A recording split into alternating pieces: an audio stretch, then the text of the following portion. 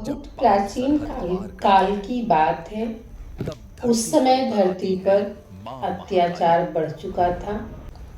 राक्षसों ने धर्म की जड़ें हिला दी थी। यज्ञ बाधित हो रहे थे। ब्राह्मणों का अपमान किया जा रहा था और निर्दोष जीव त्राहि त्राहि कर रहे थे।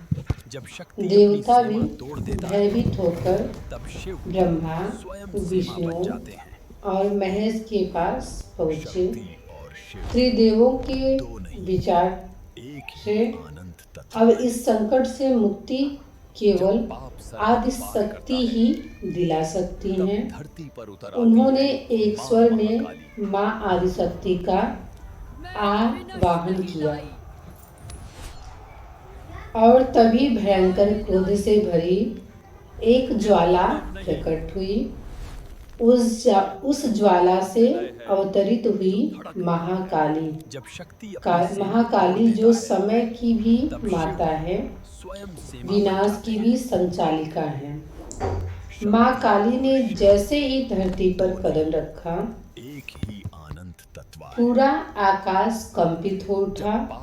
उनकी जीभ अग्नि के समान प्रज्वलित थी। आंखें लाल ज्वालाओं जैसी और केस खुले हुए ब्रह्मांड को ढक रहे थे। उन्होंने अपने हाथ में खड्ग और त्रिशूल लिया और रणभूमि की ओर बढ़ी। जहां जहां काली मां गई, वहां वहां राक्षसों का अंत हो गया। विनाश का एक तूफान सा चल पड़ा। देवता जय जयकार करने लगे, परंतु जल्द ही उन्हें एहसास हुआ कि यह विनाश थम ही नहीं रहा है। काली माता अब केवल राक्षसों का नहीं, पूरी सृष्टि का संहार करने लगी। धरती डोलने लगी, पर्वत टूटने लगा, समुद्र उफान पर आने लगी। देवता भयभीत होकर फिर भगवान शिव के शरण में पहुंचे। भगवान शिव मुस्कुराए, वह मेरी ही शक्ति है, मैं ही उसका मूल हूँ। जब शक्ति अति प्रबल हो जाती है, तब उसे सृजन की ओर लौटना आवश्यक होता है। शिव ने देखा कि माँ काली की आंखों में केवल क्रोध था और चेतना नहीं। वह प्रकृति का उग्र रूप बन चुकी थी। तभी शिव ने एक गूढ़ योजना बनाई। उन्होंने स्वयं को युद्ध भूमि में निर्जीव शव का रूप धारण कर धरती पर लिटा दिया। काली मां रणभूमि में आगे बढ़ी, राक्षसों का नाश करती हुई। उनका प्रत्येक कदम मृत्यु का संदेश था। उन्हें होश नहीं था कि कौन है, क्या है, कहाँ है। और तभी उनका एक पांव भगवान शिव के वश पर पड़ा। क्षण भर के लिए ब्रह्मांड थम गया। देवता संदिग्ध रह गए। जैसे ही माँ काली ने पांव रखा, उन्होंने नीचे देखा। शिव जी स्वयं उनके चरणों के नीचे थे।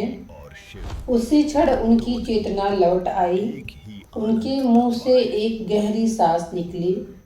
उन्होंने अपनी लंबी लाल जीभ बाहर निकाल ली, लज्जा और पश्चाताप में।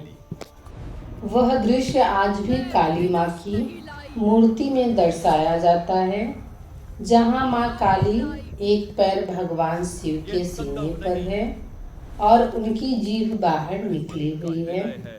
इस घटना के पीछे गहरा रहस्य छिपा है। भगवान शिव ने दिखाया, शक्ति बिना शिव शून्य है और शिव बिना शक्ति निश्चेष्ट है। जब शक्ति क्रोध में संतुलन खो देते हैं, तब शिव उसे स्थिरता देते हैं, और जब शिव निष्क्रिय हो जाते हैं, तब शक्ति उन्हें गति देती है। दोनों एक दूसरे के बिना अधूरे हैं।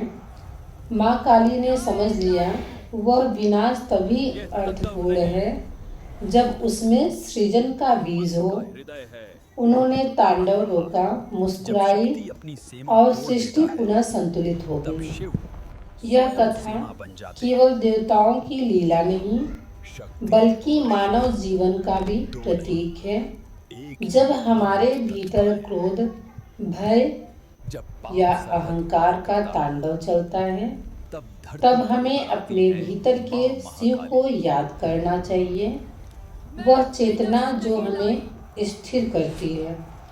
माँ काली की यह कथा हमें सिखाती है कि विनाश और सृजन दोनों एक ही शक्ति के दो रूप हैं। जहाँ काली है वहाँ शिव है, जहाँ शिव है वहाँ काली है। Hello my YouTube family, welcome है आप सभी का हमारे नए ब्लॉग में। तो कैसे हैं आप सब? आई होप आप अच्छे होंगे। आपकी दुआ और सपोर्ट से मैं भी बहुत अच्छी हूँ। तो दोस्तों, जो भी मेरे ब्लॉग को देखते हैं, अगर आप माँ काली के भक्त हैं तो जय महाकाली कमेंट में ज़रूर लिखना। मिलते हैं नेक्स्ट ब्लॉग में, तब तक के लिए हर हर महादेव, जय माँ काली।